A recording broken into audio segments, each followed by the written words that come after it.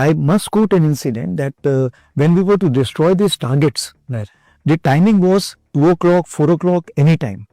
But we made sure that when the people on the other side are going through that namaz prayer in the terrorist camp, we said this time we'll not touch. Because सबका मालिक एक है.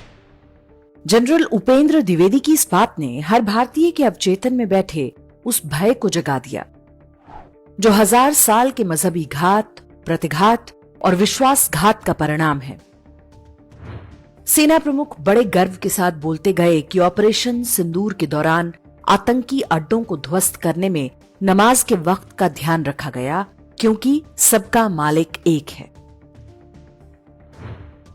ये वही Prithviraj Chauhan syndrome है जिसने हमारे देश को गुलामी का वो घात दिया जिससे हम आज तक उबर नहीं सके हैं. राजनेताओं से तो कोई आशा नहीं थी, लेकिन सेना के प्रमुख में भी शत्रुबोध का ऐसा संकट होगा, ये बात डराने वाली है. हम मान सकते हैं कि जनरल द्विवेदी ने जो कुछ कहा वो राजनीतिक नेतृत्व को खुश करने की मंशा से रहा होगा. सेकुलरिज्म वो जहर है जो ऊपर से नीचे की ओर उतरता है और एक बार जब ये पूरे शरीर में फैल जाता है, व्यक्ति अपना ही इतिहास भूल जाता है. British scholar C.S. लुइस ने अपनी पुस्तक द एबॉलिशन ऑफ मैन में लिखा है कि modern obsession with being nice would destroy the soul. When a society stops believing in objective virtue, it doesn't become tolerant, it becomes manipulable. अर्थात अच्छा बनने का सनक हमारी आत्मा को नष्ट कर देती है. जब कोई समाज निष्पक्ष नैतिकता में विश्वास करना छोड़ देता है तो वो सहिष्णु नहीं बनता, बल्कि वो ऐसा बन जाता है जिसे बड़ी आसानी से कोई भी अपने अनुसार ढाल सकता है. C.S. लुइस ऐसे लोगों को स्वाभिमान से रहित कहते हैं. ऐसे व्यक्ति जिनमें इच्छाएं और बुद्धि तो होती है, लेकिन ना तो साहस होता है, ना सम्मान और ना ही नैतिकता की सहज प्रवृत्ति. वे हर परिस्थिति का हिसाब किताब लगा सकते हैं, लेकिन संकट में खड़े नहीं हो सकते.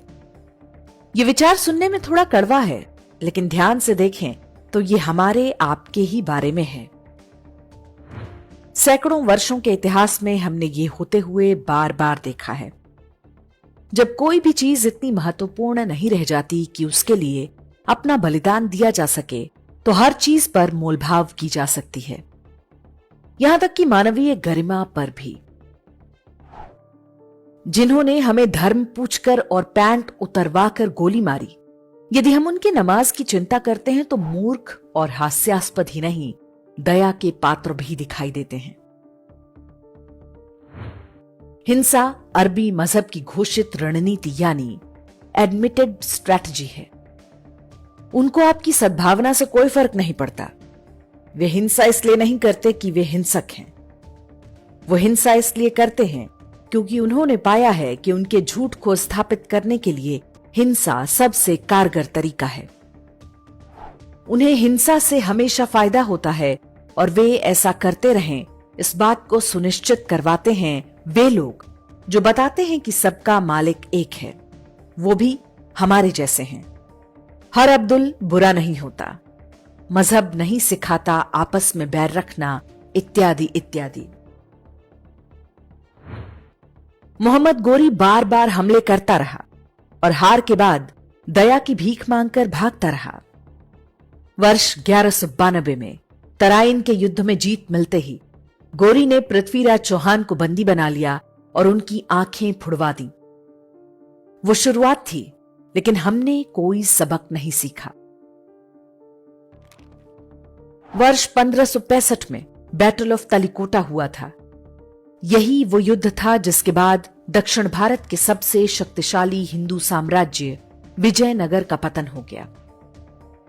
विजयनगर साम्राज्य की स्थापना ही दक्षिण भारत से इस्लाम के उन्मूलन के लिए की गई थी. उनके राज्य चिन्ह में भगवान वाराह को रखा गया था. लेकिन कुछ ही वर्षों में विजयनगर साम्राज्य के राजाओं को सेकुलरिज्म का चस्का लग गया. राजा राम राय ने 2 मुसलमानों को अपनी सेना का कमांडर बनाया था. उन्हें गिलानी ब्रदर्स के नाम से जाना जाता है।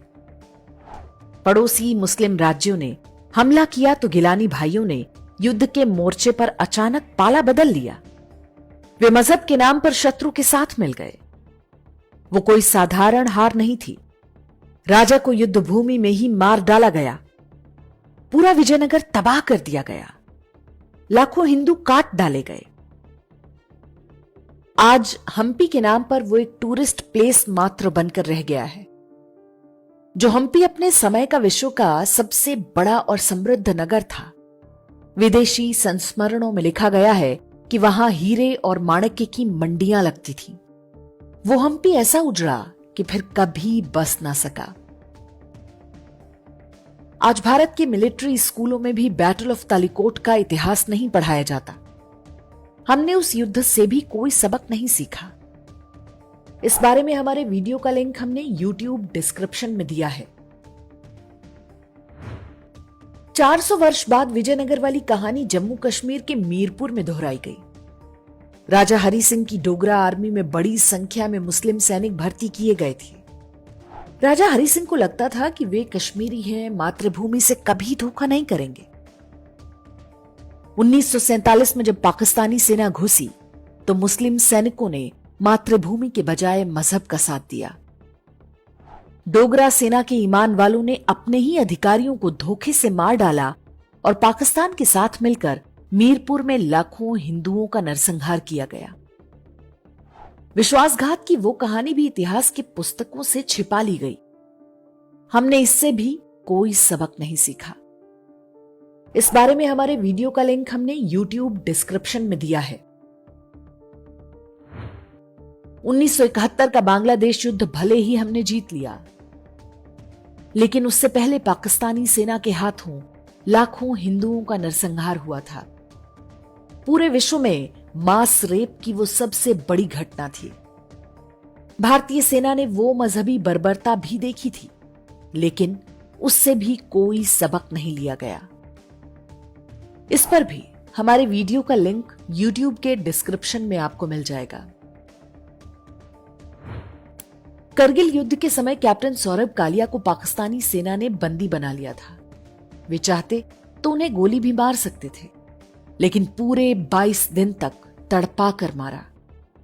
वियना संधि के अनुसार किसी सैनिक के साथ ये व्यवहार युद्ध अपराध है।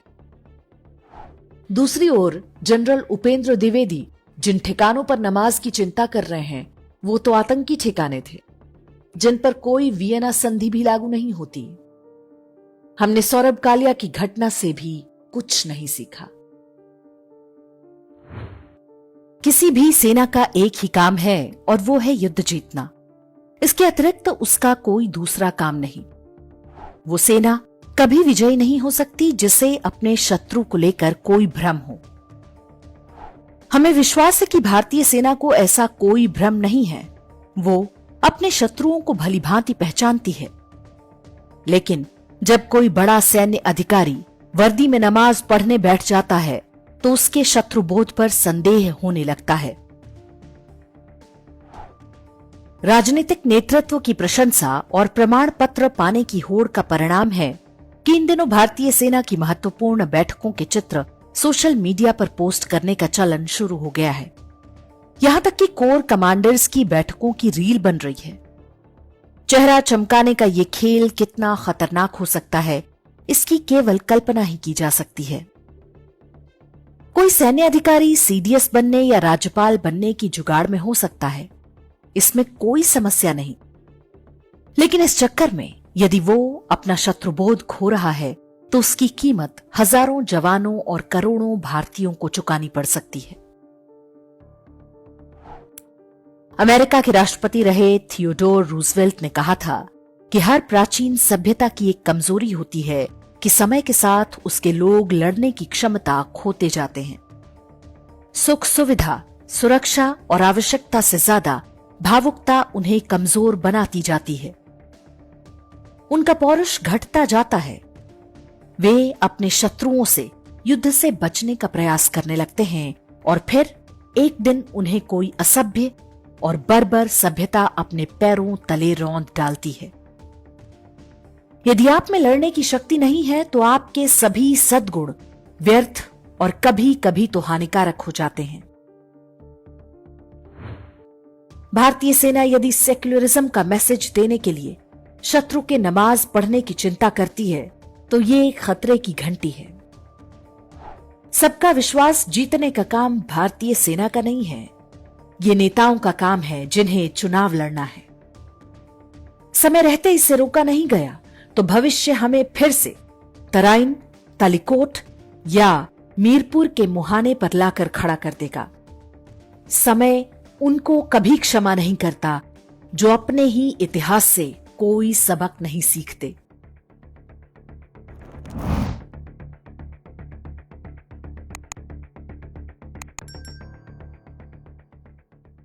इंडेक्स ऑनलाइन के वीडियो समाज को समर्पित हैं। आप इनको डाउनलोड करके जैसे चाहे वैसे प्रयोग कर सकते हैं। चाहे तो आप हमारे टेलीग्राम चैनल से जुड़ सकते हैं, वहां सारे नए पुराने वीडियो आपको मिल जाएंगे। हमारे सोशल मीडिया लिंक हर वीडियो के डिस्क्रिप्शन में होते हैं। हमारा एकमात्र उद्देश्य हिंदू समाज को जागृत और एकजुट करना है। इसमें सहभागी बने। धन्यवाद।